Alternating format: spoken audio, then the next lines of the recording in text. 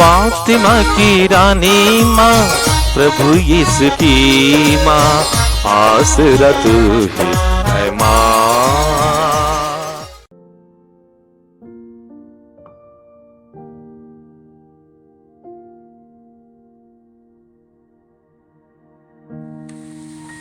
पहला पाठ तोबीत का ग्रंथ, अध्याय 6, पद संख्याएं 10 से 11, अध्याय 7, पद संख्याएं 1, 9 से 17, अध्याय 8, पद संख्याएं 4 से 10 तक। टोबियास ने स्वर्गदूत से कहा, आप क्या चाहते हैं? हम कहाँ ठहरे? स्वर्गदूत ने उत्तर दिया, जहाँ आपके वंश का रागवेल नामक मनुष्य रहता है। वह तुम्हारा संबंधी है और उसके एक सारा नामक पुत्री है। वे रागवेल के यहाँ आए और रागवेल ने उनका आनंद पूर्वक स्वागत किया। कुछ समय तक बातचीत करने के बाद रागवेल ने एक मेढ़ा मारने और भोजन की तैयारी करने का आदेश दिया। जब उसने दोनों को भोजन पर बैठने का निमंत्रण दिया तो टोबियास ने कहा, जब तक आप मेरा निवेदन स्वीकार कर मुझे अपनी पुत्री सारा को देने की प्रतिज्ञा नहीं करेंगे, तब तक मैं कुछ भी नहीं खाऊंगा पीऊंगा। जब रागवेल ने यह सुना तो उस पर भय छा गया, क्योंकि वह जानता था कि उन 7 पुरुषों पर क्या बीती थी जो सारा के पास गए थे। इसलिए वह डरता था कि कहीं टोबियास पर भी वही ना बीते। जब उसने असमंजस में पड़कर टोबियास की मांग का उत्तर नहीं दिया तो स्वर्गदूत ने उससे कहा, आप उसे अपनी पुत्री देने से ना डरिए। यह ईश्वर पर श्रद्धा रखते हैं, इसलिए आपकी पुत्री इन्हीं की पत्नी बनने वाली थी और यही कारण है कि कोई दूसरा व्यक्ति इसका पति नहीं बन सका।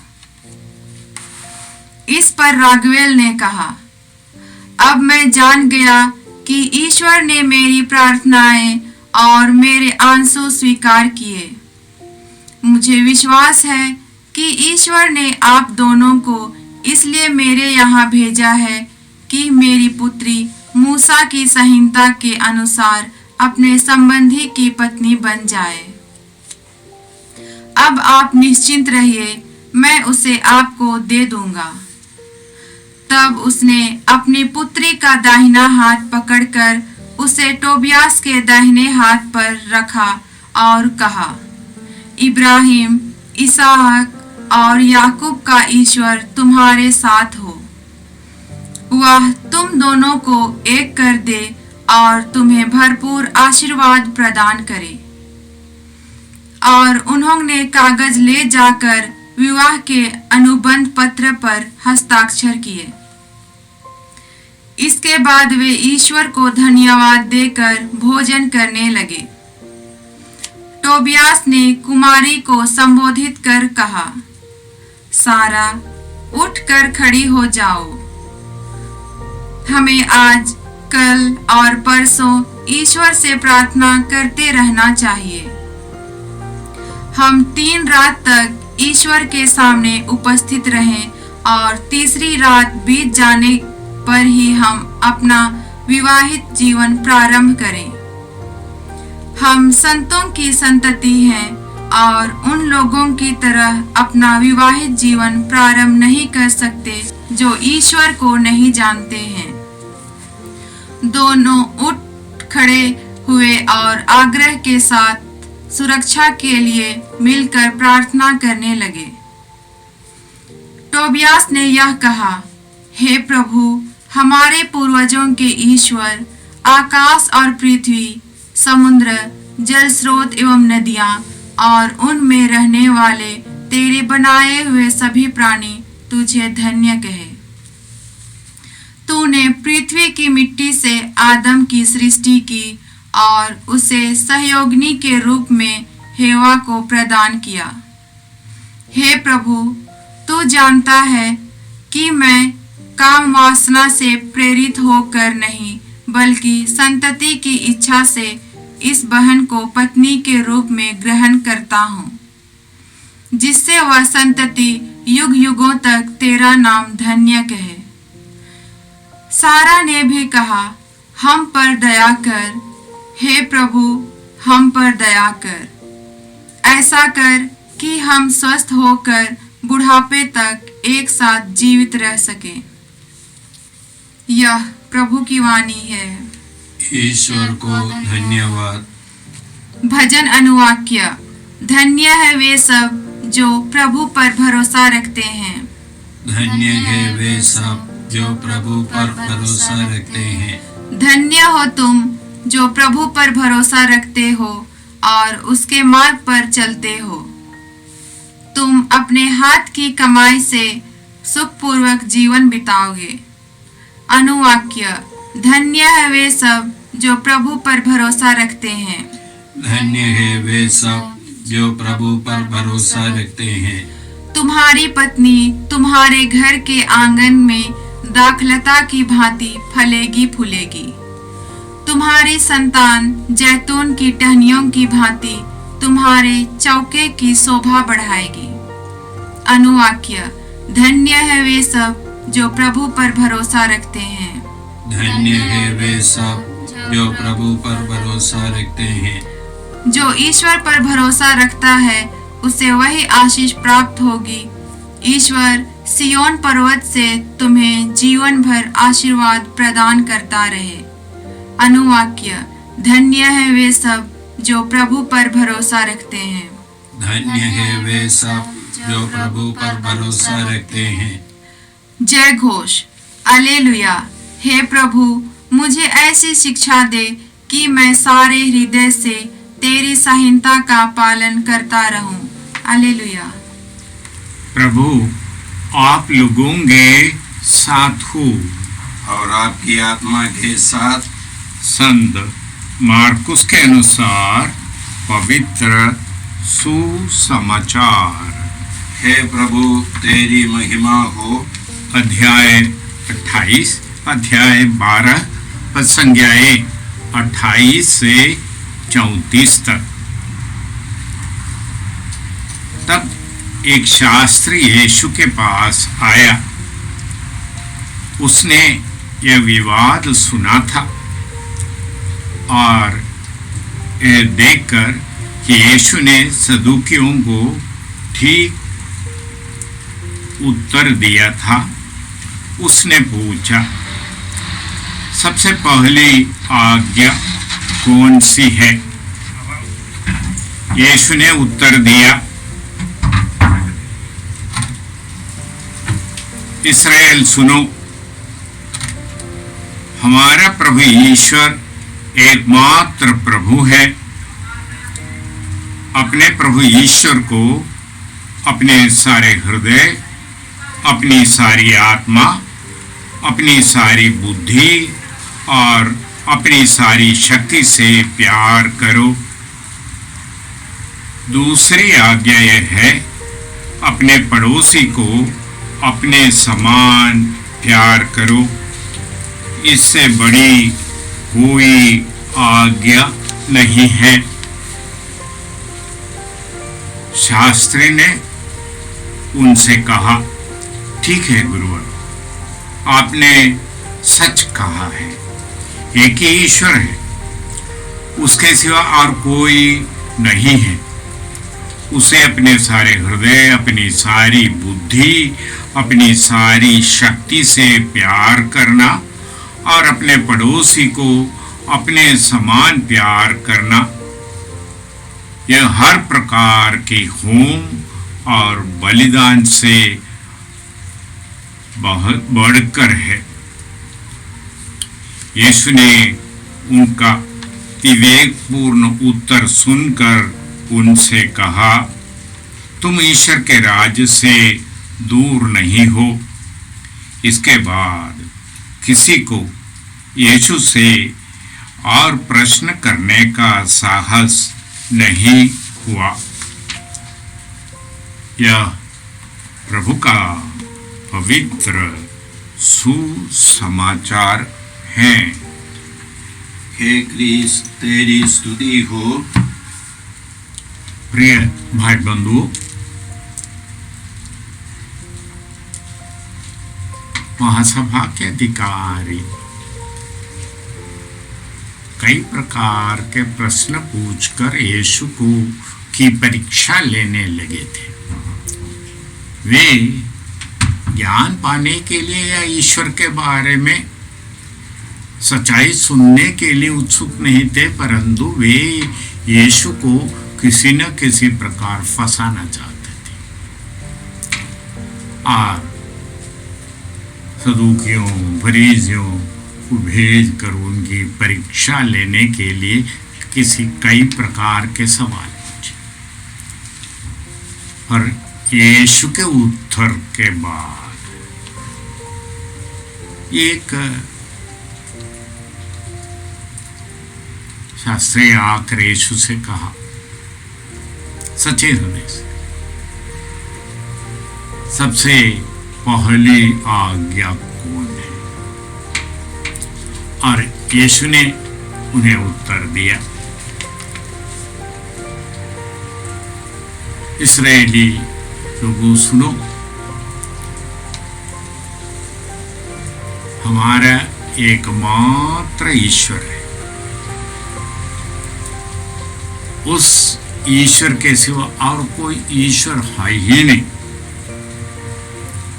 उसे सारे शक्ति, सारी आत्मा, सारी बुद्धि,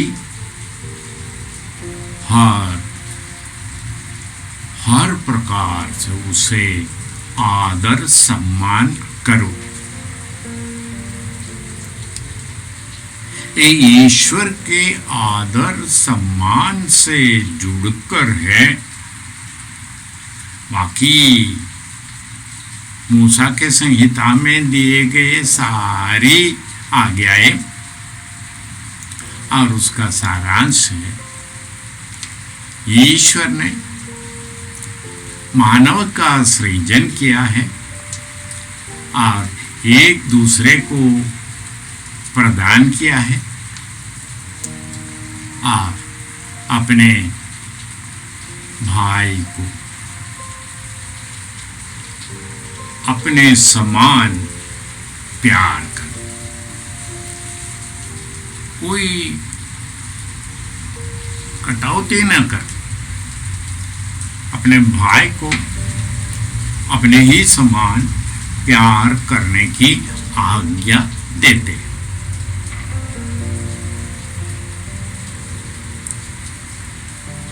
और शास्त्रीय सुनकर प्रभु से कहते हैं, ठीक है प्रभु, गुरु आपने सच कहा। और उसने दिल से यीशु की यह शिक्षा को स्वीकार किया। और प्रभु उनसे कहते हैं, तुम स्वर्ग राज्य से दूर नहीं हो। जो मानव सच्चाई को स्वीकार करते हैं वह स्वर्ग राज्य से दूर नहीं हो।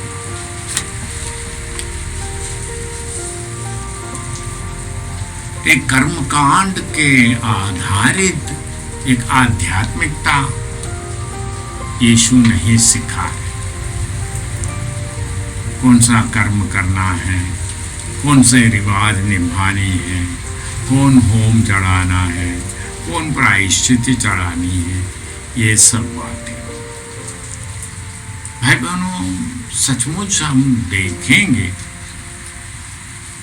हम ईश्वर को अपने जीवन में प्रथम स्थान देने लगेंगे, ईश्वर की ओर उन्मुख होने लगेंगे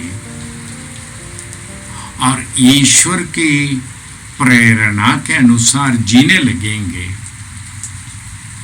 तो बाकी सब आज्ञाएं आसान होने लगते हैं और हमें वह स्वयं प्रेरित करने लगते हैं। हमें से कोई भी अपने भाई को हमसे नीचा गिरा हुआ और उनकी शोषण करने, उनके साथ अन्याय करने के लिए यह आत्मिक शक्ति अनुमति नहीं देंगे, बल्कि उनकी कमियां, उनकी कमजोरियों को देखकर उनको दंडित करने, अभिशाप करने के बदले उनके लिए प्रार्थना करने, उनको सहारा देने, उनके लिए ईश्वर की कृपा मांगने, जिससे कि वह ईश्वर के पुत्र के जैसे व्यवहार कर पाए, यह शिक्षा स्वयं हमें मिलने लगती है। परंतु आज के धर्माचरण, रीति रिवाजों पर, ईश्वर की उपासना करने की रीति रिवाजों पर जोर देते। ये प्रार्थना इसी समय इस तरह से, इसी तरह से करना है, करने की आवश्यकता है, वो सब बातें। और आज प्रचलित धर्म एक दूसरे से होड़ में लगी रहती है। हमारी आचरण तुम्हारी आचरण से भला है, यह बताने लगे। परंतु ईश्वर के आत्मा जिनको प्रेरित करते हैं, जिनसे ये ईश्वर बातें करने लगती हैं, वाह, यह शिक्षा को हृदय से स्वीकार करने लगते हैं और यीशु जैसे शास्त्री से कहा, तुम स्वर्ग राज्य से दूर नहीं। शास्त्री यीशु से कहा, ठीक है, वो हर प्रकार के होम से, हर प्रकार की बलिदान से बढ़कर शायद मानव अपने से सृजित धर्म और धर्माचरण को ध्यान जोर देने के बदले ये बात को ग्रहण करते, यहाँ कहीं भी मानव है उनकी कल्याण खोजने लगेंगे तो वह ईश्वरीय प्रजा में सम्मिलित हो। आज ये बात सुसमाचार के द्वारा यीशु ईश्वर पुत्र होने के नाते ईश्वर के संविधान को प्रकट कर ईश्वर के राज्य में कौन बड़ा होता है, कौन छोटा होता है, इसकी संकेत देते हमें आज इन वचनों को देते हैं और हमें बुलाते हैं ईश्वर की संतति के अनुरूप आचरण करने के लिए। इसलिए प्रिय भाई बंधु, आज हम प्रभु से यह अनुग्रह मांगे, कृपा मांगे कि हम ईश्वर की संतति बनकर ईश्वर की आत्मा से प्रेरित होकर जीने की कृपा पाए। पिता और पुत्र और पवित्र आत्मा के नाम पर। जय यीशु क्रिस्त में प्रिय भाई और बहनों, प्रभु यीशु ने हमें आदेश दिया है संसार के कोने कोने में जाकर सारी सृष्टि को सुसमाचार सुनाओ। सुसमाचार सुनने के लिए और सुनाने के लिए एक अच्छा मौका है। आप कृपया इस चैनल का सब्सक्राइब करें, लाइक करें, शेयर करें, बेल आइकन दबाएं ताकि यहाँ की नई वीडियोस की सूचना आपको मिलती रहेगी। साथ साथ आप दूसरों को भी प्रेरणा दें इसका सब्सक्राइब करने के लिए। याद रखें, कल के मिसा के दैनिक पाठ और उस पर टिप्पणियाँ आज ही दोपहर के बाद हम लोग अपलोड करते हैं। कृपया आज ही उसको सुनकर कल की तैयारी करें। प्रभु यीशु आपको और आपके परिवार को 100 गुनी आशीष देंगे। जय यीशु।